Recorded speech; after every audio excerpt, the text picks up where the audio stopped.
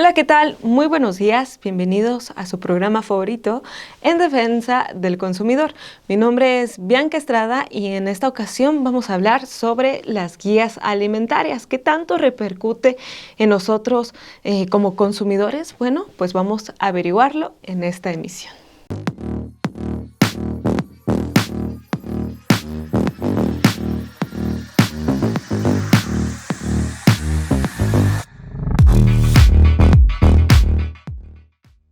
Las nuevas guías alimentarias de Estados Unidos trajeron toda una canasta de reflexiones. Por ejemplo, sobre la evidencia científica en que se basan las recomendaciones para enfrentar enfermedades crónicas relacionadas con la mala alimentación, o también sobre el impacto ambiental de la producción de alimentos recomendados. Además, no se diga sobre los conflictos de intereses, pues agazapados detrás de los nuevos lineamientos nutricionales que pues ahora dictan estas guías. Y también pues qué tan diferentes son los lineamientos de estas nuevas guías alimentarias comparadas con las de México. Bueno, pues acompáñennos a analizar todas estas cuestiones.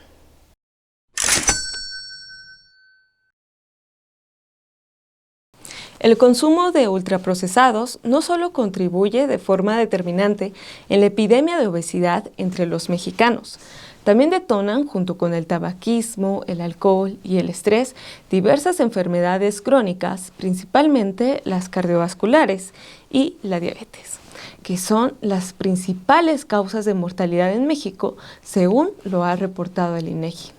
De esto nos informa la nota Enfermedades del corazón ya matan más que la diabetes.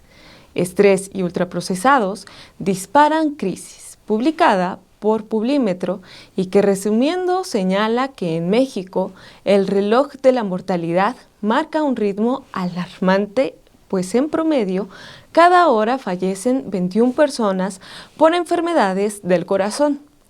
Datos del Instituto Nacional de Estadística y Geografía revelaron que los padecimientos cardiovasculares son la principal causa de muerte entre los mexicanos.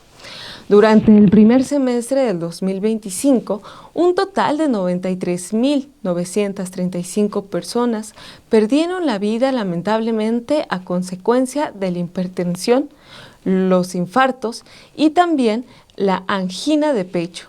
La segunda causa de muerte más común en nuestro país fue la diabetes, con 56.541 fallecimientos junto con los tumores malignos. Fueron las primeras 3 causas de defunciones a nivel nacional, tanto para mujeres como para hombres. Esto es lo que apunta el más reciente reporte de este instituto.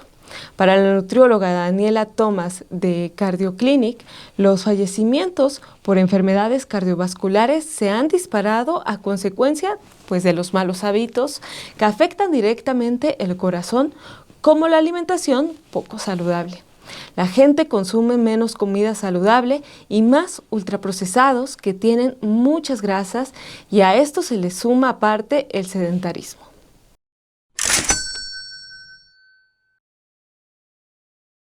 Las nuevas guías alimentarias 2025-2030 de Estados Unidos están causando revuelo. Como todo en la administración, de Donald Trump, las pautas dietéticas del gobierno estadounidense dieron un giro brusco, pues cambió incluso el procedimiento científico para su elaboración y revisión. Según el panel alternativo de expertos que ahora controló el proceso, las guías anteriores promovieron durante décadas alimentos de muy baja calidad y altamente procesados, responsables de la epidemia de obesidad y enfermedades crónicas en Estados Unidos. En efecto, en un contexto de hiperconsumo de ultraprocesados, más del 70% de los estadounidenses adultos tiene sobrepeso u obesidad. Más de la mitad padece al menos una enfermedad crónica vinculada a la alimentación y cerca de 1 de cada 3 adolescentes de entre 12 y 17 años vive con prediabetes. Sin embargo, culpar a las anteriores guías de la crisis de salud parece demagógico. Nunca recomendaron los ultraprocesados, sino los desaconsejaban. Más bien, históricamente, los estadounidenses han hecho poco caso de estas recomendaciones. Para diversos sectores de la comunidad científica, las nuevas guías alimentarias son científicamente controvertidas y contradictorias. Señalan que las pautas dietéticas resultantes mezclan unos cuantos ingredientes saludables con abundantes dosis de ideología e intereses corporativos. En el menú resultante se recomienda consumir comida real y alimentos poco procesados, así como disminuir los ultraprocesados y los azúcares añadidos. En contraste, ahora consumir carnes rojas, lácteos enteros y grasas saturadas como la mantequilla o la manteca es casi tan saludable como comer frutas y verduras. De hecho, en su afán por privilegiar las proteínas, no distinguen entre el pescado y las carnes rojas y las procesadas, además de relegar a las legumbres. Respecto a las grasas, no diferencia entre el aceite de oliva y también entre la mantequilla. A la luz de la ciencia, todo eso es contradictorio y por supuesto también cuestionable. Más aún, si ahora se abona la recomendación de poner a los cereales integrales a los granos como la base de la alimentación diaria. Todo indica que los conflictos de intereses de las autoridades de las nuevas guías sesgaron los criterios científicos en favor de la industria láctea y también del ganado vacuno. Finalmente, desde 1980, estas directrices nutricionales se han seguido en muchos países, incluido México. Sin embargo, ahora nuestras guías alimentarias ofrecen distintos enfoques, estrategias y también soluciones. De todo esto hablaremos a continuación con nuestra invitada, pero antes, checa lo que opinan allá afuera.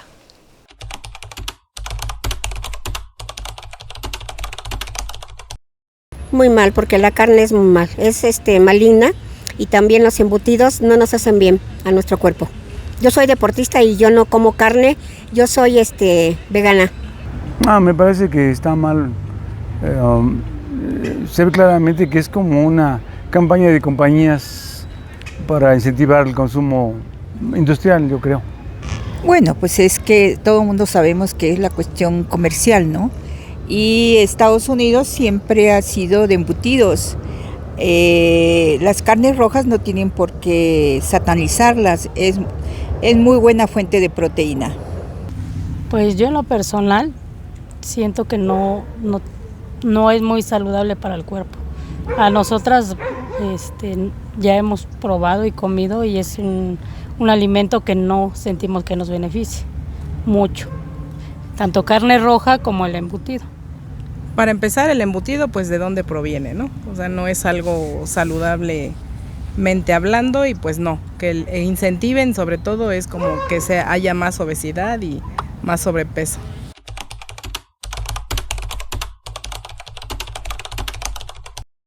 En México, porque aquí consumimos más verdura, más alimentación que viene de la tierra. Procuramos, ¿verdad? Procuramos, porque luego a veces no se puede. Pero sí, más sano, verdura, menos carne, más pescado, omega 3. Creo que aquí en México, porque aún vamos al mercado y conseguimos nuestra comida y la cocinamos en la casa el mismo día. Y no tenemos que ir cada semana a comprar congelados. Vamos, mitad y mitad. También depende en la ciudad o también depende en el campo, ¿no? No, aquí en México, porque todavía aquí en México podemos gozar de muchas cosas naturales en jardines y todo. Se procura mucho la siembra. En Estados Unidos pues es más enlatados. Yo creo que en México, porque siento que hay más variedad de verduras, de vegetales. Yo siento eso, no he ido a Estados Unidos a ver exactamente qué es lo que hay, pero sí siento que es más saludable aquí, porque tenemos familia y visitamos a gente en provincia y la comida comen muy rico, pues verdura, o sea, no le pides carne cuando comes así. De igual manera pienso que es más saludable comer aquí en México.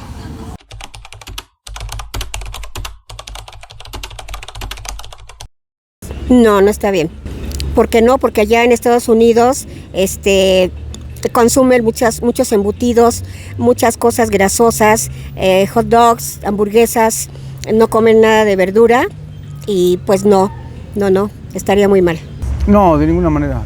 Cada quien debe de informarse correctamente y no solamente recibir informes del gobierno. Y obviamente, pues sí nos falta información. Algunas personas van a tomar esta información como perfecta o muy estudiada, pero a mí me parece que está sesgada, ¿no? Y que, pues no está bien solamente copiar y trasladar como si fuéramos norteamericanos. No, para nada, para nada. Y no seguimos su ejemplo, ¿eh? Somos libres, un país libre en el cual tú puedes comer lo que tengas que comer. Aquí tienes cerca un McDonald's, que es peor la comida que yo he comido. Alguna vez hamburguesa una vez al mes, no hace daño, pero si lo estás comiendo constantemente diario, pues en cualquier país te va a hacer daño. Yo digo que no. Siento que allá hay mucha comida, como mucho snack, mucha comida rápida y no creo que sea bueno. Si de por sí aquí en México muchos somos personas pues que no tenemos buena alimentación, entonces allá es más fácil que sea difícil alimentarte sanamente. Y yo creo que no se va a poder implementar aquí nunca, puesto que el gobierno ya fue el de no comida chatarra, no comida en las escuelas, no. Entonces no creo que esa iniciativa pudiera llegar aquí a México. Bien, pues como ya lo vieron, las nuevas guías alimentarias de Estados Unidos han provocado amplios debates. Y las cuestiones que salen al aire, pues es si representan realmente un avance, si favorecen la salud alimentaria. También, ¿qué efectos tendrán sobre la producción de alimentos? Si se parecen o no a las nuevas guías alimentarias de México. Pues para reflexionar sobre este tema tenemos con nosotros a Avelina Landaverde de la Alianza por la Salud Alimentaria. Veamos la siguiente entrevista. Y por supuesto, ya sabe que siempre le traemos expertos para que nos hablen de manera muy puntual sobre estos temas tan importantes. Y en esta ocasión, pues me acompaña Avelina Landaverde, quien es parte de la Alianza por la Salud Alimentaria. Avelina, bienvenida. Muchísimas gracias, Bianca, y gracias por este espacio para hablar de este tema tan interesante. Muchas gracias a ti por acompañarnos y pues bueno, vamos a darle paso a este tema. Sí. Y primero quisiera hacerte una pregunta muy general. A ver, explícanos para todos los que somos simples mortales, ¿qué son estas guías alimentarias? Bueno, las guías alimentarias son un instrumento de orientación, pero también se espera que sea un instrumento normativo que cada país tiene. En el caso de Estados Unidos, cada 5 años tienen un comité experto que emite guías alimentarias para la población. Tradicionalmente, tal vez la mayoría recuerda la pirámide alimentaria súper famosa, que fue la que usó la mayoría de los años Estados Unidos. Y en México también tenemos guías alimentarias que pues en otros años, y todavía se sigue manteniendo, pues hemos usado como imagen gráfica el plato del bien comer, ¿no? Entonces son herramientas que utilizan las secretarías de salud de cada país para orientar las decisiones alimentarias, pero el fondo más importante, y ojalá, creo que por ahí va el punto que vamos a estar hablando el día de hoy, es que no solo regulan, ¿no?, las decisiones de las personas que viven en esos países, sino tienden a también incidir en políticas públicas del país, ¿no?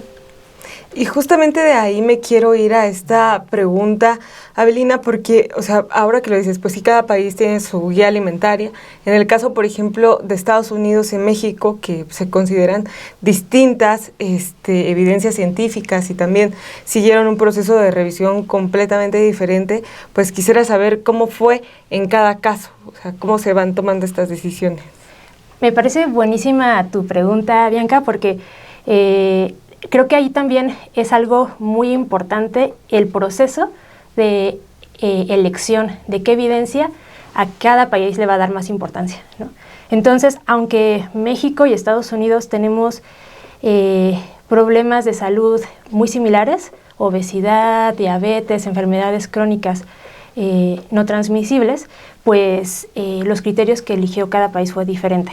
Por decir algunas diferencias, Estados Unidos en sus revisiones, o sea, priorizó revisiones sistemáticas, metaanálisis, que es como involucrar muchísimos estudios, aunque sean de diferentes países, para ver cuál es la evidencia más fuerte, ¿no? Estudios longitudinales, pero los estudios o la evidencia que seleccionaron estuvo muy centrado en un patrón muy tradicional y antiguo de la nutrición, que es la relación del nutriente con la enfermedad, ¿no? Es decir, cómo el sodio te puede generar o no cierta enfermedad o salud, ¿no? O cómo la grasa puede generarte o no, ¿no? Entonces está como muy nutricentrista, le llamamos nosotros. Entonces es muy biomédico, y al ser tan biomédico, su elección de evidencia también está muy centrada en el individuo, ¿no? Y por lo mismo en la responsabilidad individual. O sea, cómo este nutriente le va a afectar al individuo. Por el contrario, México tuvo una elección muy interesante de qué evidencia le va a dar peso.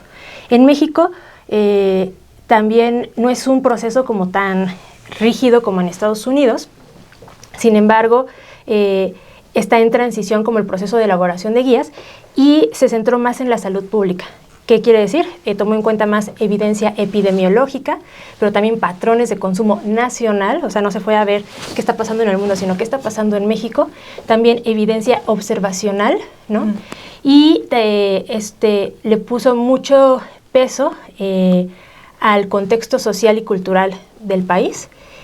Y además tuvo una metodología internacional como reconocida y validada de la FAO, que es una metodología basada en alimentos, no en nutrimentos. Entonces es hablar de, a ver, cómo este grupo de alimentos en un conjunto de patrones alimentarios se relacionan con la salud o la enfermedad, ¿no? Que es muy diferente, ¿no? Porque cuando comemos no estás comiendo sodio, no estás comiendo carbohidratos, no estás comiendo una manzana, una fruta, una verdura, ¿no? Entonces por ahí va la diferencia.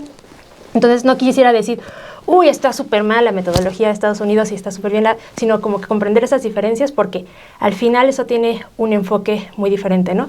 Estados Unidos un enfoque muy individual, y México, si lo podremos como redondear, más poblacional, ¿no? Y tomando en cuenta esto que dices, esta relación, por ejemplo, del alimento respecto a la patología que podría causar, viene mi siguiente pregunta, porque pues con qué evidencias científicas se tomó la decisión de priorizar, por ejemplo, el consumo de carne en Estados Unidos, teniendo en cuenta, sobre todo, que la OMS sostiene que el consumo elevado y frecuente de la carne, sobre todo roja, pues embutidos, se asocia con pues un mayor riesgo de cáncer, por ejemplo. Sí, totalmente. Aquí hay como un truco que también tienen las guías norteamericanas, porque aunque no recomiendan explícitamente aumentar el consumo de carne, tampoco desaconsejan o recomiendan disminuirlo, ¿no? Entonces también ahí está como un juego chistoso, ¿no? O sea, lo que no dices, así lo dejas también muy ambiguo, ¿no? Y justo parte de las polémicas que está teniendo en el grupo de científicos y de la salud es los criterios que utilizaron para ser muy estrictos o clasificar ciertos grupos de alimentos.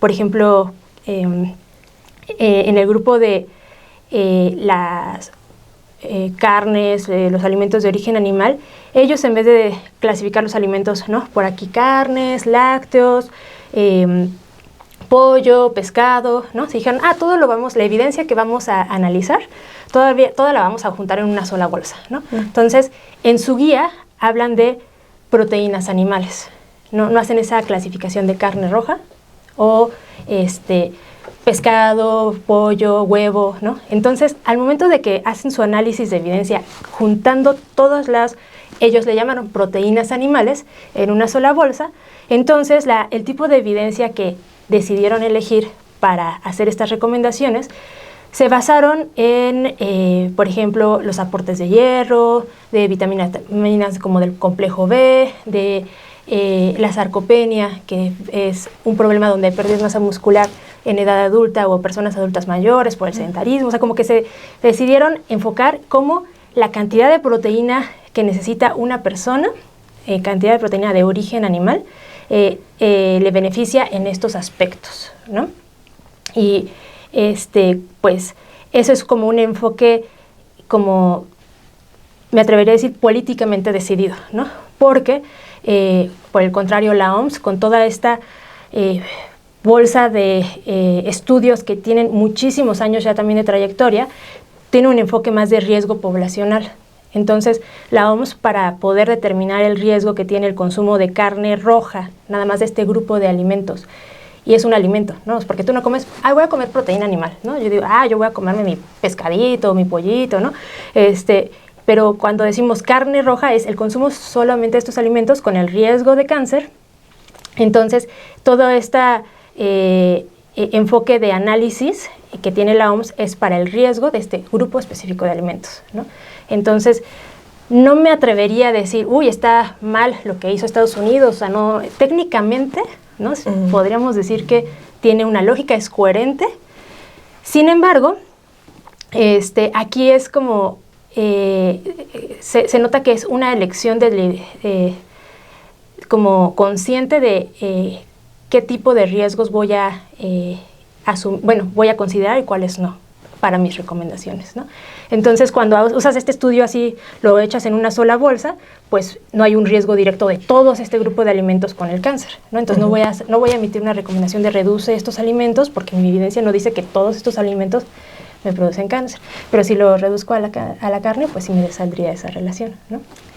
Interesante. Sí, bastante interesante, y justamente pues me salta, por ejemplo, otra pregunta en el caso de los cereales o de los granos, que de pronto eran como pues una base de nuestra alimentación diaria y que por décadas se mantuvo así. Porque de pronto también las guías alimentarias de Estados Unidos pues ya no las colocan de esta manera, ya no los ponen como en este principio en estas nuevas guías alimentarias?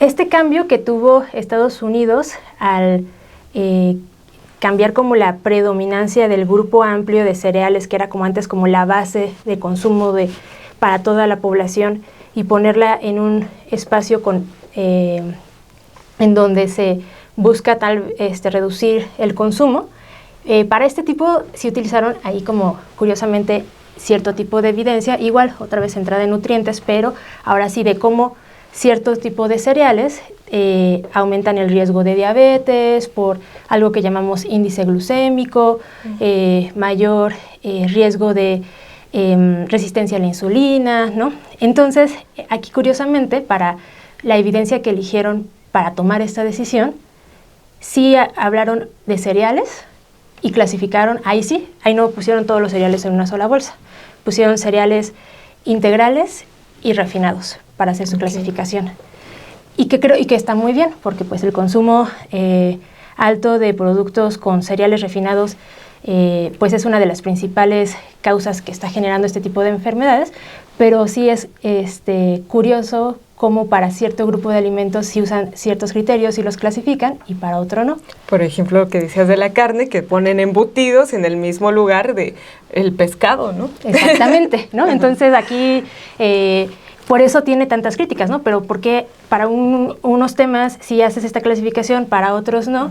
Y bueno, ahí se ven intereses económicos de por medio, que hablaremos más adelante si tú me lo permites. Bueno, y justamente para eso estamos, porque yo sé que ustedes ya están picados con ese tema, quieren saber más qué es lo que está pasando con estas guías alimentarias.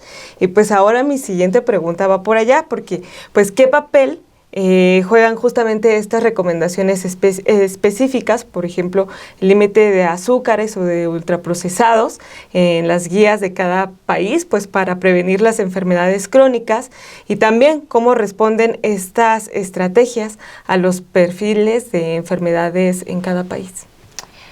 Pues fíjate que esa es una muy buena pregunta, porque aquí también la decisión explícita de cómo hablar, si vamos a hablar de nutrientes específicos, como tú mencionabas, el azúcar, sodio, grasa, o productos ultraprocesados, también es una elección de política pública, ¿no? En México, pues tú te acordarás, ya tenemos varios años en los que a partir de tener mucha evidencia en donde no solo hay un alto consumo de productos ultraprocesados y bebidas azucaradas, sino que están relacionadas también con nuestra carga de enfermedades, ¿no? Diabetes, cada vez en poblaciones más jóvenes y obesidad. Pues viendo esa evidencia, no solo decidimos en la política pública poner puntos de corte para limitar los excesos, ¿no? De ciertos nutrientes críticos, como en el etiquetado, ¿no? Sino también en las guías alimentarias se adoptó una postura de desaconsejar el consumo de productos ultraprocesados y también tener más información para que la población podamos identificar qué son estos tipos de productos, ¿no? Y por el contrario, fomentar más el consumo de alimentos frescos, locales, y esto pues va siendo cada vez más congruente, esperemos, con las políticas públicas, como también los impuestos a las bebidas azucaradas, etiquetado, ¿no? Esperemos que reglamentos de la ley general, etcétera. Entonces, Estados Unidos ha tenido, como te decía, esta tradición históricamente nutricéntrica. Las guías alimentarias que tradicionalmente han publicado solamente se enfocan como en los nutrientes, y por primera vez empiezan a nombrar a los productos ultraprocesados, aunque no le quieren decir ultraprocesados, todavía le tienen miedo a ese nombre. En sus nuevas guías hablan desaconsejan el consumo de alimentos altamente procesados, pero siguen pensando que son alimentos. Pero todavía eso lo dejan para la responsabilidad individual, es decir, no se traduce en regulación, ¿no? Y digamos que es como de las cosas que muchos están aplaudiendo de las guías, y qué bueno, o sea, que ya están dando ese pasito, pero sí me gustaría como aquí resaltar que México ya, comparado con este pasito que ya dio Estados Unidos de hablar de alimentos altamente procesados y su lema de regresemos a la comida real, ¿no? Es algo que al menos en las guías y en las políticas públicas de México ya llevamos algunos años avanzando un poco más, ¿no? Avelina, y justamente en estas comparaciones que hacemos entre la guía de Estados Unidos y en la de México, pues me salta también, pues en qué medida se van incorporando los criterios de sostenibilidad en estas guías alimentarias de Estados Unidos, pues comparadas con las de México. Ese es un punto bien importante, Bianca, porque desde ya hace varios años, instancias internacionales e informes internacionales han dado mucha evidencia de cómo la manera en la que producimos alimentos y consumimos y desechamos tiene un impacto en nuestro planeta, en el medio ambiente, ¿no? Y la producción de alimentos es una de las actividades económicas que más responsabilidad tienen en el cambio climático. Entonces, por eso, desde hace varias décadas ha habido recomendaciones internacionales para tener un enfoque de sostenibilidad en las políticas públicas alimentarias. Lo que estamos viendo en estas guías alimentarias es que, aunque narrativamente dicen, sí, es importante la sostenibilidad, pero no es un elemento que tomemos en cuenta para la evidencia que vamos a usar, ni para las recomendaciones que vamos a dar, porque no es parte del mandato oficial, ¿no? De la Secretaría, llamémosle Secretaría de Salud de Estados Unidos, y más bien es un mandato que se justifica en estar centrado en la salud nutricional, no salud alimentaria, que es diferente, ya te decía, ¿no? Hablar de el nutriente, ¿no? A el alimento en un sistema amplio. Por el contrario, y aquí hay que aplaudir que México ya también desde el 2019 que publicaron estas nuevas guías, desde el 2023 que publicaron estas nuevas guías, empezaron a retomar un enfoque con un intento explícito de que tomaran en cuenta la sostenibilidad como un eje central. De hecho, nuestras guías se llaman Guías Alimentarias para la Población Mexicana Saludables y Sostenibles, ¿no? Entonces ya como que hay un esfuerzo de, tal vez no lo entiendo tanto, pero ya quiero llegarle a ese tema. Y está muy interesante porque hablan de sistemas alimentarios, hay un esfuerzo de hablar de la alimentación también desde un enfoque de derechos y medio ambiente, y retoman, o sea, por ejemplo, mucha de la evidencia de estos informes, por ejemplo, el informe Eat Lancet, que se publicó también en el 19 y recientemente hace unos meses en el 25, que cada vez hay más evidencia donde nos piden a los países que las políticas públicas consideren ese binomio de producción, alimentación y desecho en las políticas públicas, ¿no? Entonces podríamos decir que en ese sentido nuestras guías alimentarias tienen un paso más de avanzada, ¿no? De pronto cuando hablamos de estas guías alimentarias, como que las tenemos como muy lejanas, como si alguien más las elaborara, las eligiera por nosotros, y esto va encaminado a mi siguiente pregunta, porque quisiera saber con qué mecanismos de transparencia y participación ciudadana pues existen en la elaboración y en la revisión de estas guías alimentarias tanto en México como en Estados Unidos. ¿Qué tanto podemos participar nosotros como ciudadanos en estas guías? Bueno, también aquí hay como procesos muy diferentes de transparencia y participación, y aquí haces una pregunta muy buena, porque ¿qué tanto podemos participar efectivamente, ¿no? Porque a veces, por ejemplo, en el caso de Estados Unidos, que tiene como procesos muy técnicos y formales, ¿no? Institucionalizados, de cada 5 años vamos a hacer un comité asesor que elabore las guías alimentarias, vamos a hacer parlamentos abiertos, consultas públicas, así tienen como muchos mecanismos de participación, pero al final la participación que genera incidencia es solo técnica, ¿no? Es decir, las participaciones que tienen más peso e importancia en la elaboración de las guías tienen un componente muy técnico, ¿no? En ese espacio, también en sus mecanismos, se supone que oficialmente tienen que declarar conflicto de interés. Se declara, pero no se regula. O sea, pues yo puedo decir, tengo conflicto de interés, pero de todos modos participo.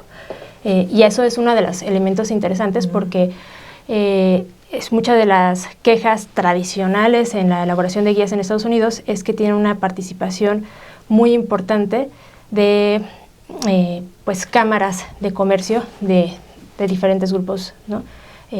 Interesados, ¿no? En este caso, pues pareciera que, bueno, no pareciera, hay muchas quejas, demandas de la sociedad civil en Estados Unidos donde nos dicen que pues, la participación de la industria de lácteos, carne, fue muy importante en ese proceso, ¿no?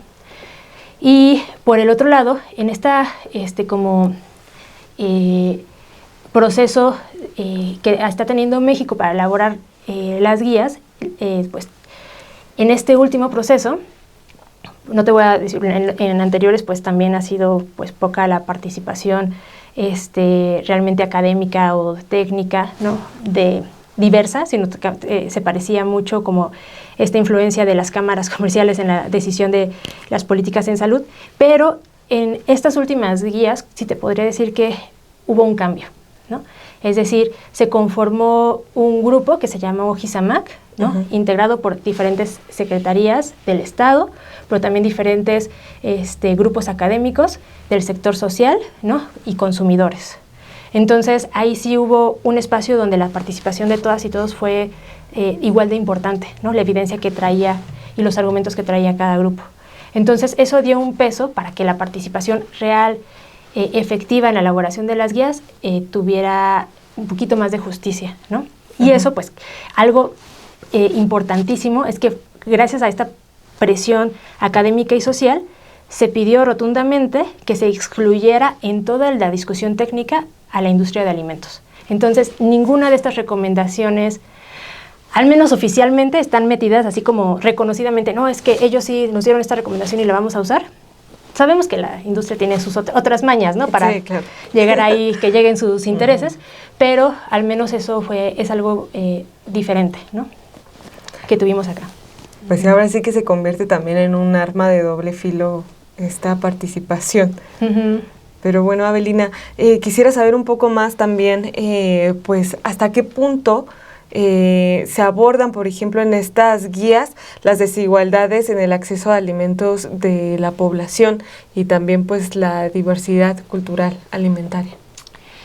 Sí, pues, en el tema de cómo las guías deciden o no considerar esos elementos, aquí sí tenemos un contraste importante. Si te das cuenta, la pirámide o las guías de Estados Unidos, al momento de recomendar no aumentar, pero tampoco reducir, y como esa confusión en donde la pirámide pareciera que tiene un más espacio, ¿no? Los productos, bueno, las proteínas animales que ellos llaman, excluye a un grupo importante de población que no tiene el acceso económico para comprar ese tipo de productos que son más caros, ¿no? Entonces también eso está hablando y no hay ninguna enunciación explícita de que esto se debe adecuar culturalmente, de acuerdo a las preferencias, ¿no? De cada región, ¿no? O al nivel socioeconómico, ¿no? Entonces lo que no se dice también te dice mucho, ¿no? Lo invisibiliza, es como, pues como si toda la población que vive en Estados Unidos pudiera tener el acceso económico, ¿no? Y el mismo tipo de necesidades, ¿no? Digamos que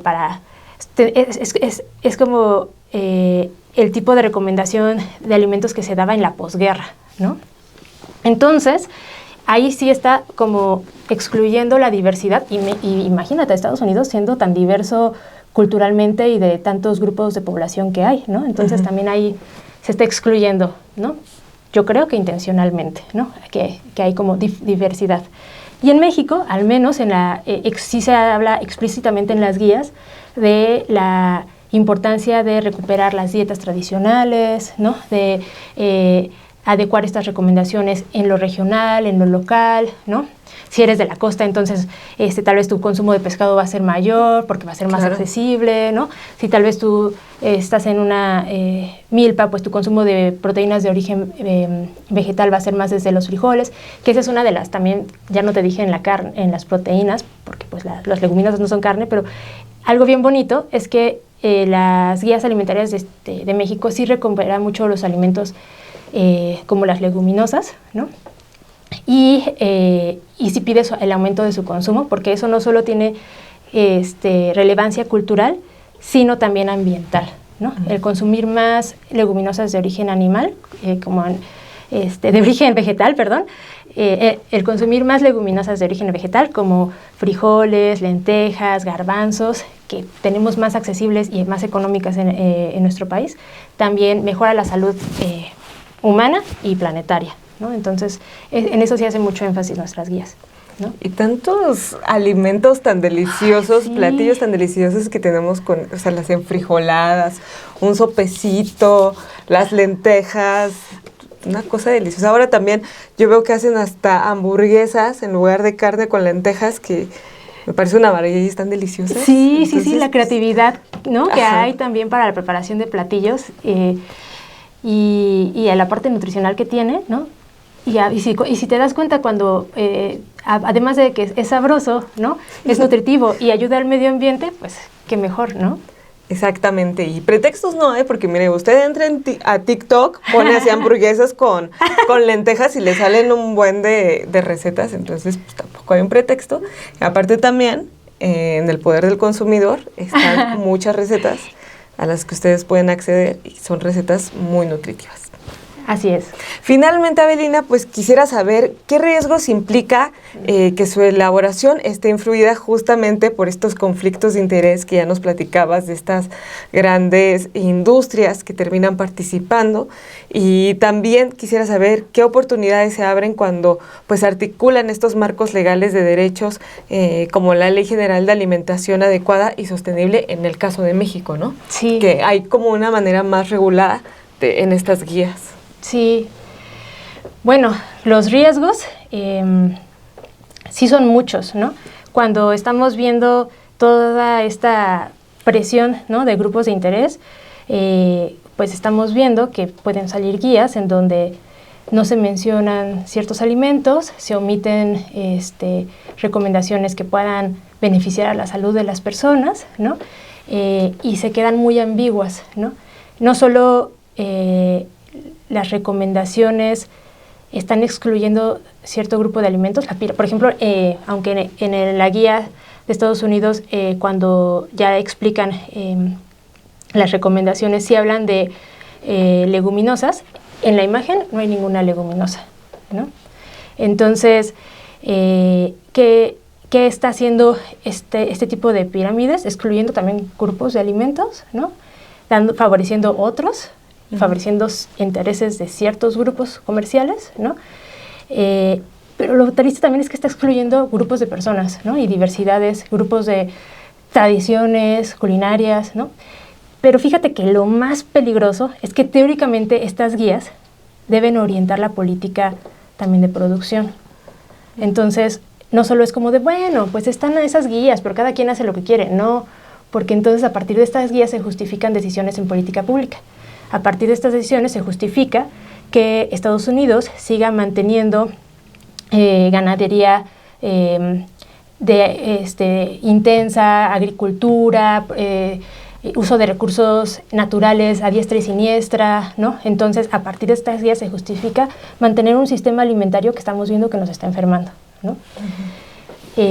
Las oportunidades, ¿no? En México, pues sí vemos una oportunidad, ¿no? A partir de estas guías, como herramienta de toma de decisiones en la política pública, justificamos, ¿no?, que se necesita. Entonces, si tus guías me están recomendando aumentar el consumo de productos frescos, si tu guía me está recomendando preferir los productos locales, ¿no?, dietas tradicionales, entonces tus políticas públicas de producción y acceso deberían ser congruentes, ¿no? Entonces, porque sería incongruente, y todavía sigue siendo incongruente por aquí el Estado, ¿no? De, oye, pero yo te estoy recomendando que consumas esto, pero no está cerca de mi casa ningún comercio local, ¿no?, que me venda productos de la milpa, ¿no? Lo que más tengo cerca es un Oxxo, un Walmart.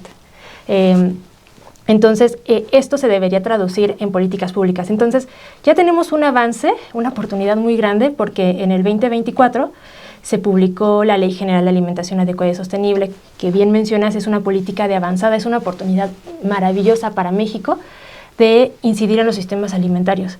Pero en este momento, hablando de grupos de interés, o sea, tal vez los grupos de interés no influyeron en la elaboración, directamente en la elaboración de la guía, o directamente, o descaradamente, yo diría, en la elaboración de la Ley General de Alimentación Adecuada y Sostenible, pero sí está presionando en que no se operativice. O sea, ahorita tenemos papeles muy bonitos, con ideales muy bonitos, pero sin herramientas que hagan que se aterricen en el territorio. ¿Y qué es lo que nos falta? Que se publique el reglamento de la Ley General de Alimentación Adecuada y Sostenible para que esta ley y esta guía puedan ser realidad en nuestro territorio. Tal vez no de un día a otro, pero que podamos seguir teniendo otras herramientas legales para exigir, oye, yo quiero comer saludable, como dicen tus guías, y necesito, Estado, que cumplas lo que dice la ley a partir de este reglamento que también te toca publicar, ¿no? Entonces ahí vamos, ¿no? O sea, vamos avanzando poco a poco y las guías es un paso importante en México. Sí, por ejemplo, en el caso de la Ciudad de México yo he visto algunas intenciones por que haya mayor acceso en algunas colonias que hacen de pronto como estos tianguis, donde vienen directamente productores a vender sus productos, el elote, los granos, pero pues ¿cuántos hacen eso? ¿Y en qué colonias? Exacto. Y eso en este momento es un programa, no es una política. Entonces queremos que ese esfuerzo que ya está haciendo estados como la Ciudad de México, no sea como una cosa como, ay, bueno, lo hago porque soy buena persona y me interesan los sistemas alimentarios, o que depende nada más de quién esté en ese momento de jefe o jefa de gobierno o gobernador, sino que sea algo que tengan que cumplir por sus leyes estatales, ¿no? Que no haya opción, que es lo que les toque, ¿no? Que deban hacerlo y ya. Exacto. Pues Abelina, muchísimas gracias por acompañarnos y sobre todo por ilustrarnos con estas guías que de pronto no sabemos todo lo que está pasando allá afuera que termina afectándonos como consumidores. Sí. Así que pues muchísimas gracias, Gracias a ti. por estar aquí. No, muchísimas gracias. Espero que haya aclarado o espero no generar más dudas. Y pues me gustaría solamente como cerrar diciendo que no se trata de solamente como si tú como consumidor o como consumidora decides comer bien, sino se trata de qué decisiones está tomando el Estado para que comer bien sea una garantía, ¿no? Muchas gracias, Bianca. Muchas gracias a ti y ustedes sigan aquí en Defensa del Consumidor porque este tema todavía da mucho de qué hablar y pues ya llegamos a la recta final. ¿Qué tal? ¿Qué les pareció el programa de este martes? ¿Ustedes tenían idea de todas estas consecuencias que puede generar el tomar malas decisiones en estas guías alimentarias? Que si no hay un sustento científico, pues esto puede repercutir directamente en nuestra salud. Bueno, pues háganoslo saber en sus comentarios y por supuesto, déjenos sus likes.